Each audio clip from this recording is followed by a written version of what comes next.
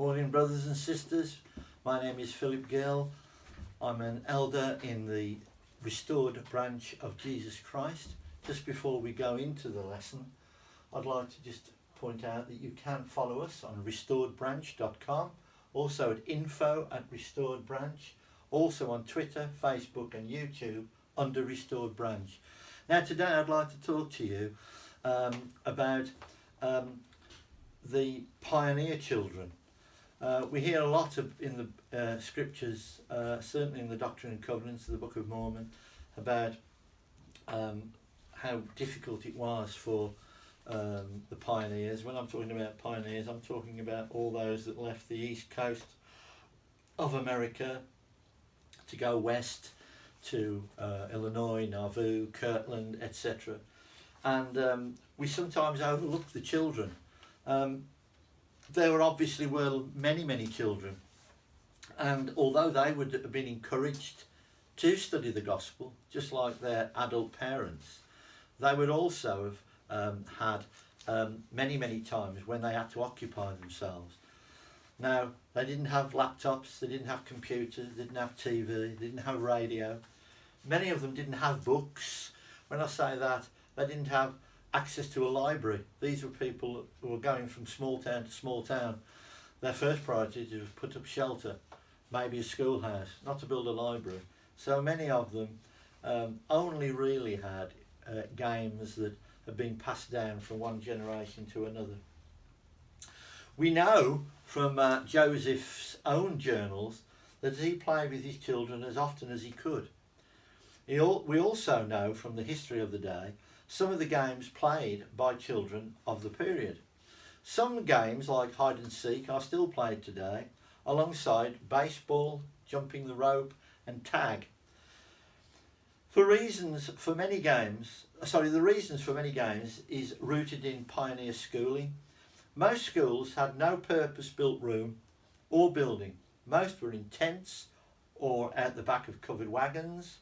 And in settlements we do see one-room schools where all children of all ages were taught together. The average class size of these schools was about 25. The children played both indoor and outdoor games. Obviously that was because in the summer they'd obviously go out as often. In the winter they couldn't possibly play out. I mean, it was too cold. Apart from the odd game of snowball, most of them couldn't play out. So they had indoor and outdoor games. Some outdoor games included and geese, which I'll explain to you what that was called, shadow tag, chain tag and blind man's buff. Buff meaning to push. It's from an old English word. I'm going to read to you now just some of the early games and how they were played. We read a game called Fox and Geese. These were played in the snow. These are outdoor games in the snow, where the students cleared paths in the snow in the shape of a spoked wheel. They then chose one person to be a fox. The fox then tried to tag or touch the rest of the players, who were the geese, and the players had to stay within the paths of the wheel. Whoever was tagged by the fox then became the fox and had to chase the geese. An alternative to playing in the snow is to mark 4 squares on the playground, 10 feet across each square, and every player stands on one of the lines forming the square. A signal is then given, and the person who is it has 10 seconds to touch as many players as he or she can. Shadow tag. Now this was a game played on bright sunny days outside. Someone was chosen to be it at the beginning of a recess. That person then tried to step on somebody's shadow. If the others tried to hide under a tree or in the shade, they could only do so to the count of 10 before they had to come out into the sun to be part of the game. I played a derivative of this many times when I was younger. Don't do it now. My wife won't let me. Then there was something called chain tag. These were chosen, those chosen would clasp each other's hand and began to chase others. When they tagged someone else, that person needed to link hands So there'd be a huge long chain of tag. And of course, the longer the chain, the more difficult it was to catch somebody. And then the one I mentioned earlier, blind man's bluff or buff. If you look at the Old English, it was word buff.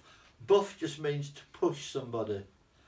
It was a game where one person is blindfolded and the other people are in a circle around him or her, and someone turns the blindfolded person round and they have to guess who it is. They let him go and they try to tag someone in the circle.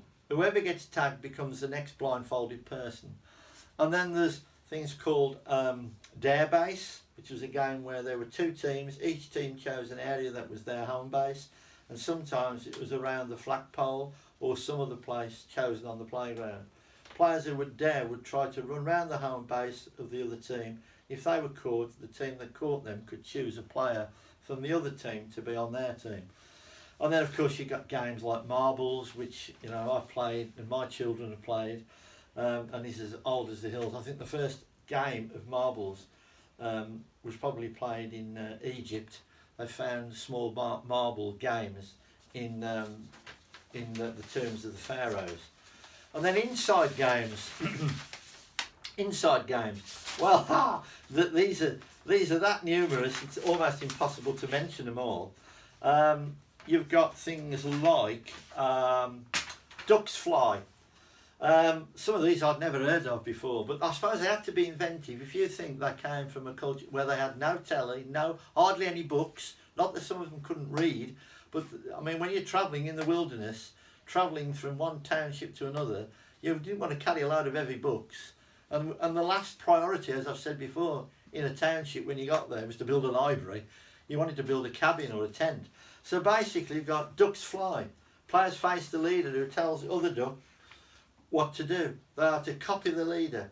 For example, the leader may say, ducks fly, and flap his arms. The players then have to flap their arms.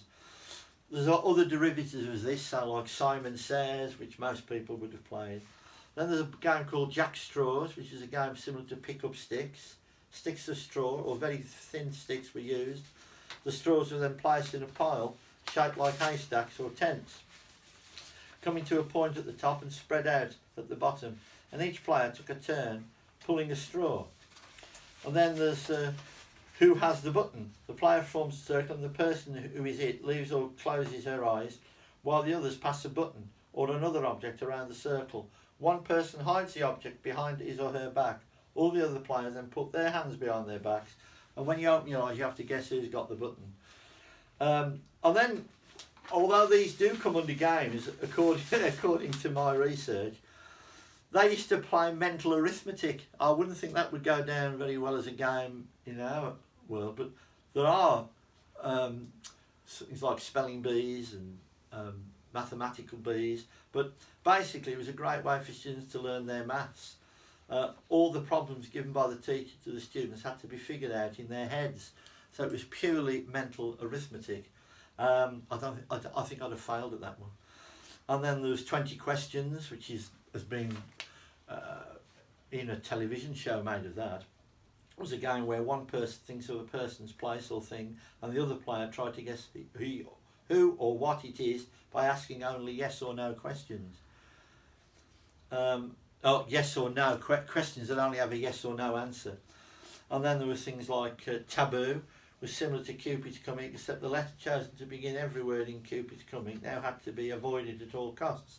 For example, a player would be it, and the other players would ask it a question, trying to get him or her to use a word beginning with the forbidden letter. If it was used, the forbidden letter, he or she was out of the game. So, as you can see, they did have quite a good life. I mean, I'm sure they had times, certainly in winter times, when the winters were very slow. We know from history, both in Joseph's diaries and other diaries of the period and times, that there were times, certainly out when they got enough into the wilderness, when the weather was that bad, they couldn't even get to a school and they were stuck indoors. And where a lot of these games can be done on their own, that had to be because you couldn't possibly get out when the weather was -20, -30 and snow on the ground. you couldn't nip to your local friend's house to play a game. So parents often played all these games with their children. So basically, to end, we know there that schooling, we know of all the standard lessons like geography, but there were a lot of games played at school. There was a lot of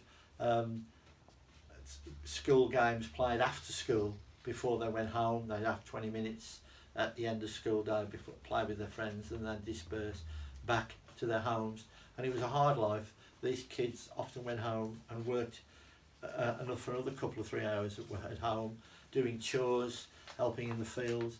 But this was the norm. But they did have a life, and these games, these pioneer games, certainly helped. And as I said again, we know from Joseph's own journals that he played games with his children. He liked wrestling and things like this. So we mustn't get too hung up on gospel study that we forget about the everyday, normal life, and especially for our children. Obviously, we're not expected necessarily to go home and wrestle our children, you know, and some of these games have been lost. I have got a list of over 200 games. Some I've never even seen played. Games like Tip It Up Jenkins, which I've never even seen played. And you can go through all of these games. A lot of them were around even before Victorian times, but have been lost. But anyway, just to conclude, that